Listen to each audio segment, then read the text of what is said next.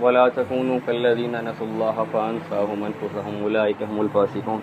تو ان لوگوں جیسے مت ہو جانا جنہوں نے اللہ کو بلا دیا، تو اللہ نے ان کے ساتھ کیا کیا تو ان کو اپنا آپ بلا دیا، اور یہی لوگ فاسق ہیں۔ اپنا آپ بلا دینے سے کیا مطلب ہے؟ وہ والی امپورٹنس، وہ پریورٹیز یا وہ محبت جس چیز کا آپ کا خالق اور مالک اقدار ہے، اگر آپ اللہ کے علاوہ کسی اور شخص کے ساتھ یہ رویہ رکھتے ہیں، کسی اور شخص کے ساتھ یا دنیاوی کسی چیز کے ساتھ، مال و دولت کے ساتھ کسی بھی چیز کو اس کمپیریزن میں لے آتے ہیں، تو اللہ آپ کو اپنا آپ بلا دیتا ہے۔ تو اپنا آپ بلانے سے کیا مراد ہے؟ فار ایگزامپل، اگر انسان کو ایک دنیاوی ایک انسان سے محبت ہو جاتی ہے، تو اس کی جو پرائم پریورٹیز ہوتی ہیں اس میں ہمیشہ اگلے شخص کی خوشی، اگلے شخص کی جو خیالات، اگلے شخص کا رہن سہن آتا ہے، وہ اپنے آپ کو بھول جاتا ہے۔ مطلب اس کو اپنے کھانے پینے کا خیال نہیں ہوتا ہے، اپنے رہنے سہنے کا خیال نہیں ہوتا، اس کی بس یہ کوشش ہوتی ہے کہ اگلا شخص خوش رہے۔ اسی چکر میں وہ اپنا آپ بھول جاتا ہے، اور وہ اپنی جو ساری مین جو کرنے کی چیزیں ہیں وہ بھی بھلا کے بیٹھ جاتا ہے۔ اس طرح سورہ طٰہٰ میں اللہ تعالیٰ نے فرمایا وَمَنْ أَعْرَضَ عَنْ ذِكْرِي فَإِنَّ لَهُ مَعِيشَةً ضَنْكًا وَنَحْشُرُهُ يَوْمَ الْقِيَامَةِ أَعْمَىٰ۔ ابھی جو 2-3 آیتیں ہیں، ان میں اللہ تعالیٰ نے بتایا ہے کہ جو اللہ کی یاد سے منہ پھیرے گا اس کے لیے دنیا میں بھی کچھ کنسیکوینسز ہیں اور آخرت میں بھی ہیں۔ دنیا والے ہم پہلے سن لیتے ہیں۔ فَإِنَّ لَهُ مَعِيشَةً ضَنْكًا، اللہ ان پر ان کی معیشت تنگ کر دے گا۔ اب معیشت سے مراد صرف مال و دولت نہیں ہے، معیشت سے مراد ہر طرح کی ایک نعمت ہے جس میں آپ کی سپورٹیو فیملی، آپ کے اچھے دوست، سکون قلب، ذہنی سکون، یہ تمام چیزیں معیشت کے دائرے میں آتی ہیں۔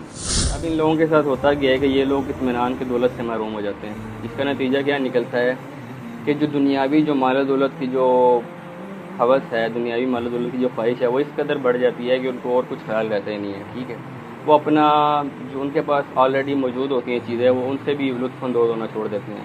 عام طور پر جو مالدار لوگوں کے ساتھ دیکھا گیا یہی معاملہ ہوتا ہے کہ ان کے پاس دنیاوی ہر طرح کی آسائش موجود ہوتی ہے، لیکن وہ کیا کرتے ہیں کہ وہ اس سے خود لطف اندوز نہیں ہو سکتے، کیونکہ سکون اور ذہنی چین جو راحت کے بغیر ممکن نہیں ہے۔ اور جو دلوں کا سکون ہے اس کے بارے میں تو پہلے ہی اللہ تعالیٰ نے قرآن پاک میں فرما دیا ہے، الا بذکر اللہ تطمئن القلوب، کہ دلوں کا جو سکون ہے وہ اللہ کے ذکر میں۔ فار ایگزامپل، ایک کار ڈیزائنر ہے، جس نے کار ڈیزائن کیا، اس کو بہتر پتہ ہے کہ اس کے لیے، اس کے انجن کے لیے کون سا فیول اچھا ہے۔ اسی طرح آپ کو اللہ نے بنایا اور اللہ کو پتہ ہے کہ آپ کے دل کے لیے کون سا فیول اچھا ہے۔ الا بذکر اللہ تطمئن القلوب۔ اب جو ہم نے پڑھا تھا کہ ومن اعرض عن ذکری فإن له معیشۃ ضنکا ونحشره یوم القیامۃ اعما، اس کے قیامت میں کیا کنسیکوینس ہوں گے؟ کنسیکوینسز یہ ہوں گے کہ اللہ تعالیٰ ان لوگوں کو اندھا اٹھائے گا، تو وہ لوگ اللہ سے سوال کریں گے کہ یا اللہ، ہم دنیا میں تو دیکھتے تھے لیکن ابھی آپ نے ہمیں اٹھایا ہے تو ہماری بینائی سے ہم محروم ہیں۔ تو اللہ انہیں کہے گا کہ جب تمہارے پاس دنیا میں میری آیتیں آئی تھی، تم نے ان آیتوں کو جھٹلا دیا تھا، تو آج ہم نے تمہیں اس طرح سے اگنور کر دیا اور جھٹلا دیا۔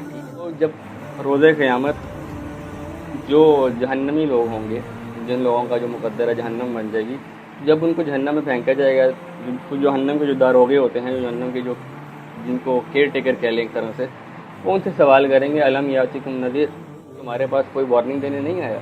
وہ کہیں گے قالوا بلا قد جاءنا نذیر فکذبنا وقلنا ما نزل اللہ من شیء، وہ کہیں گے کہ ہمارے پاس وارننگ دینے تو آیا تھا اور اس نے ہمیں ڈرایا بھی تھا، لیکن ہم نے اس کو انکار کر دیا اور ہم نے یہ کہہ دیا کہ اللہ نے تو ایسا کچھ نازل نہیں کیا۔ وقالوا لو كنا نسمع او نعقل ما كنا في اصحاب السعير، تو پھر وہ افسوس کریں گے کہ کاش ہم نے سن لیا ہوتا اور اس کو تھوڑا سا عقل کر لیا ہوتا اس بات پر، تو آج ہم جہنم میں نہیں ہوتے۔ فاعترفوا بذنبهم فسحقا لاصحاب السعير، تو اپنے جرم کا وہ اعتراف کر لیں گے اور ان کا جو ٹھکانہ ہے وہ جہنم بن جائے گا۔ لیکن جیسے کہ اللہ تعالیٰ کا اصول ہے کہ اس کی جو رحمت ہے وہ اس کے عذاب سے ہمیشہ اوپر ہے، تو جب بھی اللہ تعالیٰ نے اس طرح کی آیتیں قرآن پاک میں نازل فرمائی ہیں، ساتھ ہی ساتھ جو اللہ سے ڈرنے والے لوگ ہیں، جو مومنین ہیں، ان کے لیے خوشخبری بھی ہے۔ اس طرح انہی آیتوں کے ساتھ ان الذین یخشون ربهم بالغیب لهم مغفرۃ واجر کریم، کہ جو لوگ اللہ سے ڈرتے رہیں گے، اللہ کے سامنے کھڑے ہونے سے ڈرتے رہیں گے، تو ان کے لیے بڑا اجر اور ثواب ہے۔ اللہ تعالیٰ نے اس آیت مبارکہ میں ایسے لوگوں کے بارے میں بتایا ہے کہ جو کہ اللہ تعالیٰ کے سامنے کھڑے ہونے سے ہمیشہ ڈرتے ہیں، چاہے وہ تنہائی میں ہوں یا چاہے وہ کسی محفل میں ہوں۔ خاص طور پر جب وہ تنہائی میں ہوتے ہیں اور ان کے پاس گناہ کا موقع ہوتا ہے، تب بھی وہ اس گناہ سے یا اس طرح کی چیزوں سے خود کو باز رکھتے ہیں، کیونکہ وہ اللہ کا خوف اپنے دل میں رکھتے ہیں۔ اس طرح سورہ فرقان میں بھی بتایا گیا یضاعف لہ العذاب یوم القیامہ ویخلد فیہ مہانا، کہ وہ لوگ جو ہوں گے ان کے لیے ان کے عذاب کو ملٹیپلائی کر دیا جائے گا، لیکن الا من تاب وآمن وعمل عملا صالحا، لیکن جو لوگ توبہ کر لیں گے اور صالح عمل کر لیں گے، اولئک یبدل اللہ سیئاتہم حسنات، تو اللہ ان کے گناہوں کو کیا کرے گا؟ نیکیوں میں تبدیل کر دے گا۔ ومن تاب وعمل صالحا فإنہ یتوب الی اللہ متابا، تو جو لوگ توبہ کرتے ہیں اور نیک عمل کرتے ہیں اللہ تو توبہ کرنے والوں کی توبہ کو قبول فرماتا ہے۔